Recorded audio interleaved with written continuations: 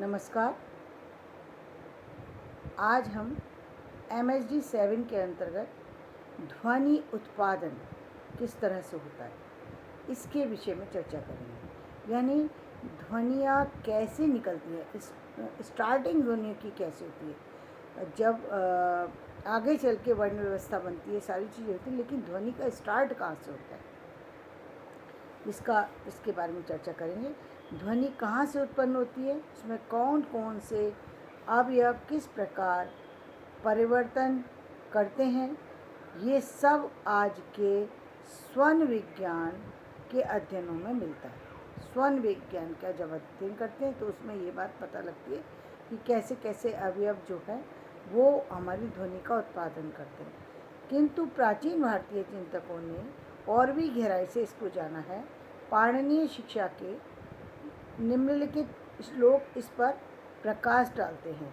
आत्मा बुद्ध्या समेत यथार्थान मनोयुक्ते विवक्षया मनः कायाग्निम आहन्ति सा प्रेरयति मारुतं मारुतस्तूरसी चरण मंद्र जनयति स्वरम सोदीर्णो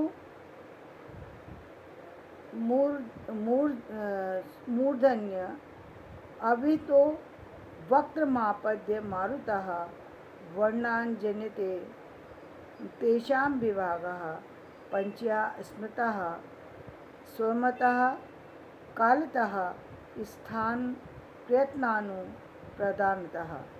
आत्मा बुद्धि के द्वारा संदेशार्थ को इकट्ठा करती है, उन्हें कहने की इच्छा से मन को लगाती है।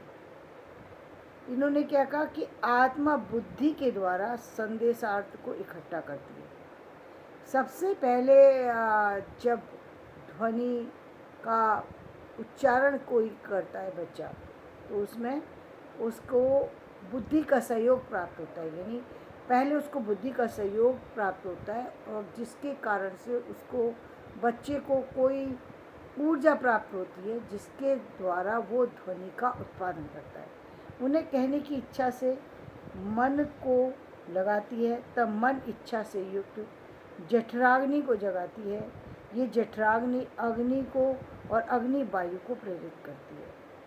ये वायु कौन सी, जो शक्ति लगती है बोलने में, जो शक्ति लगती है, उस शक्ति को का जो उत्पादन है वो वायु करती है।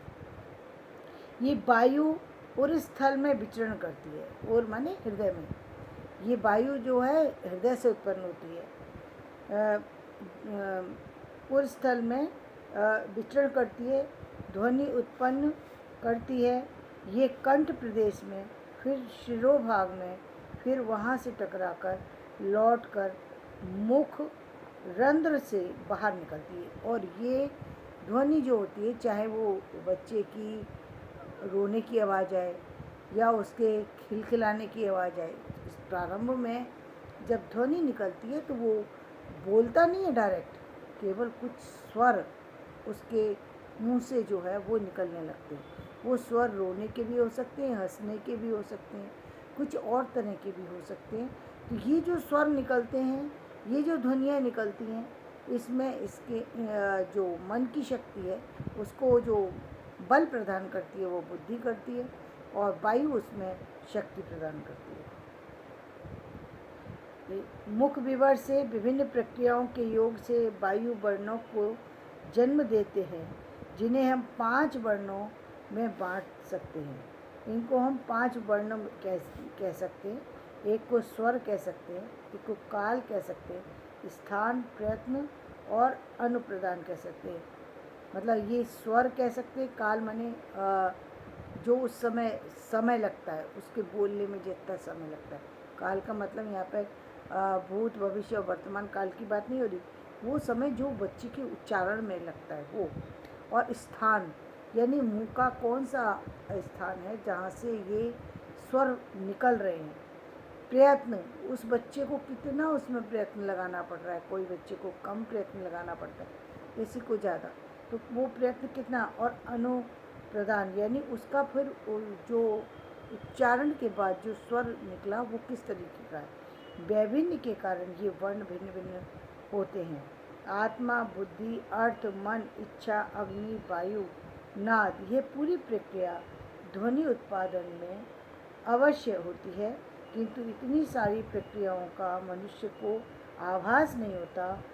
कमल के 100 दलों को सुई एक साथ इतना शीघ्र भेद देती है कि पूरी प्रक्रिया केवल एक प्रतीत होती है। यानी जिस तरीके से हम कमल में हम यदि माला बनाना चाहें कमल की, तो कमल की जो पत्तियां हैं उसको एक सुई जो है एक बार में पूरा भेद कर निकल जाती है। उसी तरीके से ये जो जितनी प्रक्रिया मैंने अभी आपको बताई, ये सारी प्रक्रिया से गुजर करके स्वर जो है अपने आप फूट जाता है, जिसे हम समझ नहीं पाते कि इसमें इतनी सारी जो है अवयवों का सहयोग मिला इसको, इसमें बुद्धि का संचालन हुआ, इसमें और चीज़ों का संचालित हुई जिसको हम समझ नहीं पाते। ठीक कैसे जैसे कमल दल के पत्तों में सुई निकल जाती है, उसी तरीके से ये ध्वनि भी इसी तरीके से जो है एक बच्चे के मुंह से निकलती है। धन्यवाद। आज का वीडियो मैं यहीं समाप्त करती हूँ।